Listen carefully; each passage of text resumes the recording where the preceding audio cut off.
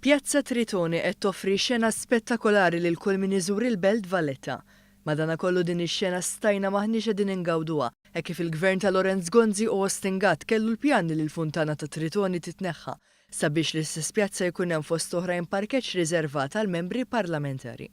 Dan il-każ imur lura għal ftit aktar minn 7 snin ilu, meta din id-deċiżjoni qajmet kbira minn nies li huma midħla tas-settur artistiku u kulturali. Dak iż-żmien kien intqal kif id-deċiżjoni ta' Gonzi u Gatt turied biċ-ċar li ma kinux jafu x'qegħdin jgħidu jew jagħmlu.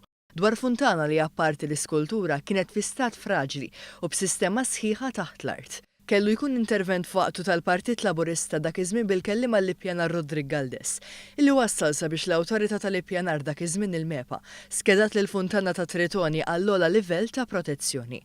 Madankollu kien hemm żmien fejn anke dan l-iskedar kien waqaf minħabba li kien hemm intervent dirett fil-MEPA, illi sussegwentament ġie segwit minn deċiżjoni sabiex din il-funtana titneħħa minn posta, ħalli bekk jinħoloq spazju għal parkeġġ. Al kuntrarju ta' dak li kienu ser jagħmlu Lorenz Gonzi u Austin Gatt, Gvern Laburista mhux biss irrestawra din il-funtana u talura l-ħajja b'dera isbaħ u b'sistema komplessa ta' riġenerazzjoni tal-ilma, iżda talura lil pubbliku Malti u għawċi spazju miftuħ b'investiment kapitali ta' 8.5 miljun euro sabiex bekk dan jitgawda minn kulħadd.